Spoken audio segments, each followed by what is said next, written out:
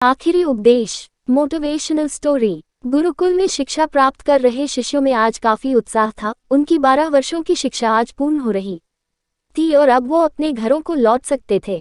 गुरु जी भी अपने शिष्यों की शिक्षा दीक्षा से प्रसन्न थे और गुरुकुल की परंपरा के अनुसार शिष्यों को आखिरी उपदेश देने की तैयारी कर रहे थे। उन्होंने ऊंची आवाज में कहा, आप सभी एक जगह एकत्रित हो जाएं, मुझे आपको आखिरी उपदेश देना है। गुरु की आज्ञा का पालन करते हुए सभी शिष्य एक जगह एकत्रित हो गए। गुरु जी ने अपने हाथ में कुछ लकड़ी के खिलौने पकड़े हुए थे। उन्होंने शिष्यों को खिलौने दिखाते हुए कहा, आपको इन तीनों खिलौनों में अंतर ढूंढने हैं। सभी शिष्य ध्यानपूर्वक खिलौनों को देखने लगे। तीनों लकड़ी से बने बिल्कुल एक समान दिखने वाले गुड्डे थे। सभी चकित थे कि भला इनमें क्या अंतर हो सकता है। तभी किसी ने कहा, अरे ये देखो, इस गुड्डे के में एक छेद है।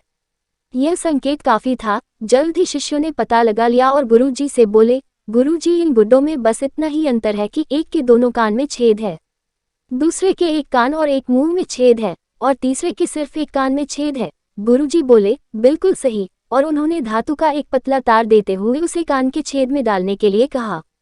शिष्यों ने वैसा ही किया। तार पहले गुड्डे के एक कान से होता हुआ दूसरे कान से निकल गया, दूसरे गुड्डे के कान से होते हुए मुंह से निकल गया और तीसरे के कान में घुसा पर कहीं से निकल नहीं पाया। तब गुरुजी ने शिष्यों से गुड्डे अपने हाथ में लेते हुए कहा, प्रिय शिष्यों, इन 3 गुड्डों की तरह ही आपके जीवन में 3 तरह के व्यक्ति आएंगे। पहला गुड्डा ऐसे व्यक्तियों को दर्शाता है जो आपकी बात एक कान से सुनकर दूसरे से निकाल देंगे। आप ऐसे लोगों से कभी अपनी समस्या साझा ना करें। दूसरा गुड्डा ऐसे लोगों को दर्शाता है जो आपकी बात सुनते हैं और उसे दूसरों के सामने जाकर बोलते हैं, इनसे बचें और कभी अपनी महत्वपूर्ण बातें इन्हें ना बताएं। और तीसरा गुड्डा ऐसे लोगों का प्रतीक है जिन पर आप भरोसा कर सकते हैं और उनसे किसी भी तरह का विचार विमर्श कर सकते हैं, सलाह ले सकते हैं। यही वो लोग हैं जो आपकी ताकत है और इन्हें आपको कभी नहीं खोना चाहिए।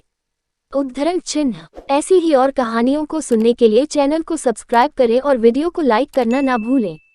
धन्यवाद।